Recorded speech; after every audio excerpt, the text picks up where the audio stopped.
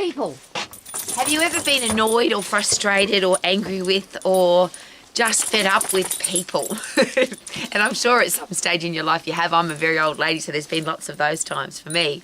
So that's why I come out here and hang out with my puppy dogs, because I've got 5 gorgeous furry 4-legged people who never disappoint. They're always gorgeous. Now sometimes they're naughty and sometimes they chew things and sometimes they fight and rumble with each other. But ultimately, you know exactly what to expect when you hang out with the dogs, because they're beautiful creatures who are always the same. Humans, not so much. So how do you deal with people that are nasty, miserable, gossips, criticising? The ones I don't like are the moody ones. Because if you don't know what to expect, you don't know what you're dealing with. I love people that are grumpy all the time because I know what to do with those people, because they're the grumpy people. I like a negative, nasty people because at least I know they're negative and nasty and I can deal with them. But moody people, you don't know what to expect. So they're happy one day and miserable the next day.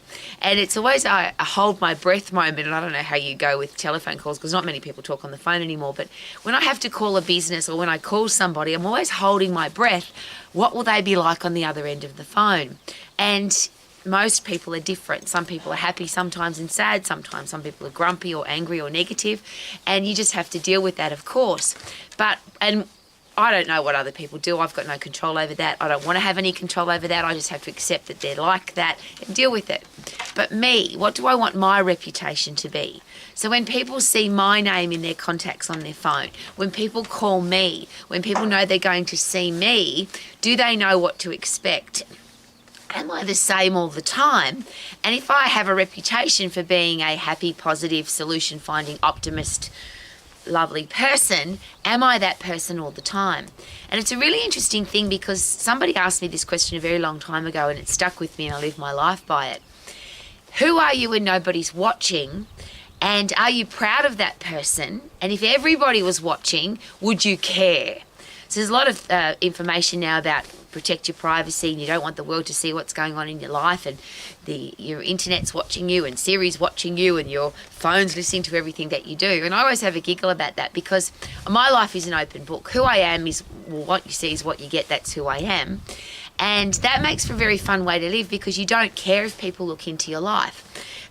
If somebody shows up at my house unexpected, I don't like that because I like to know that somebody's coming. But if somebody does, it's not like I've got to quickly tidy up because I've always got a tidy house. Now, that you might not care about having a tidy house, but I have a reputation for being a clean, tidy person, so I need to live like that.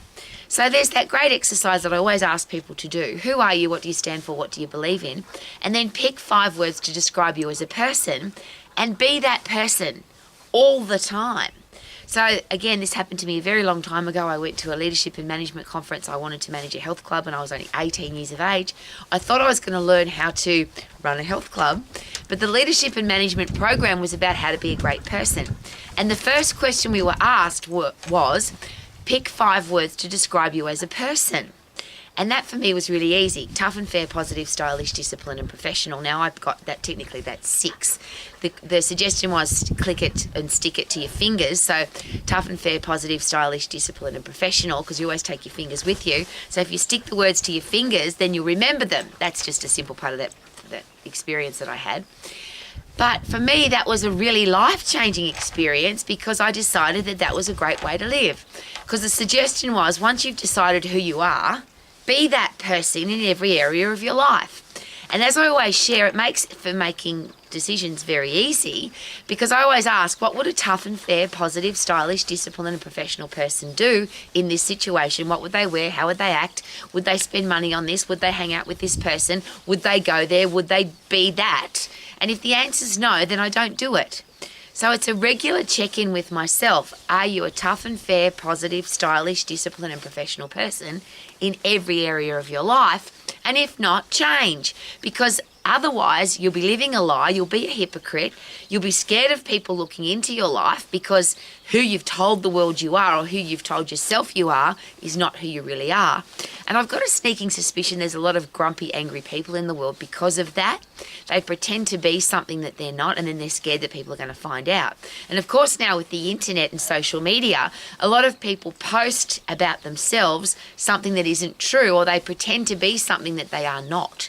So, and I use this as an example, a lot of school principals have shared with me, and a lot of school teachers have shared with me, and now a lot of parents have shared with me that their kids don't even want to go out. Their teenage children don't want to socialise because the image and the footprint that they have on social media is not who they really are.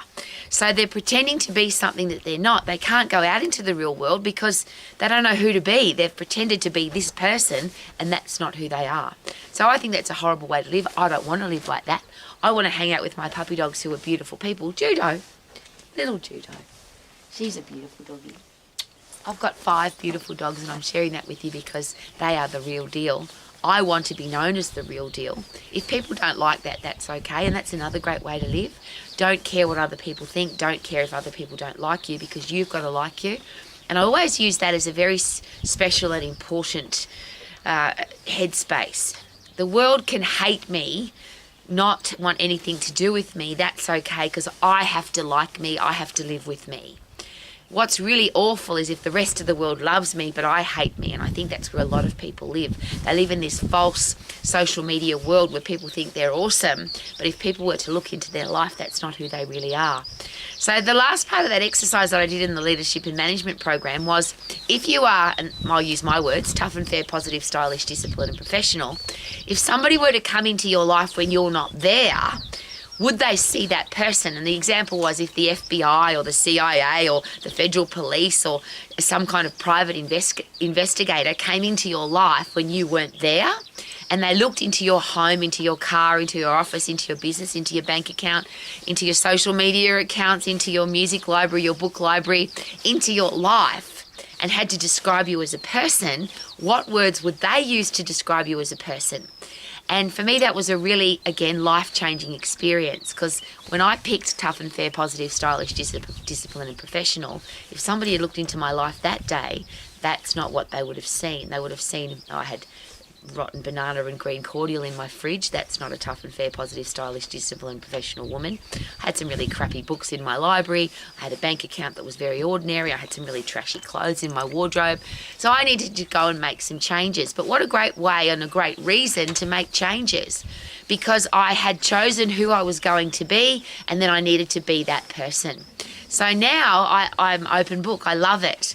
Tough and fair, positive, stylish, disciplined and professional person in my home, in my car, in my business, the way I run my life, the way I treat other people, the way I dress, everything the same.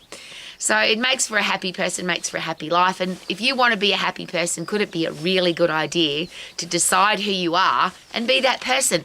And if you decide to be a grumpy, angry, horrible person, be that person all the time.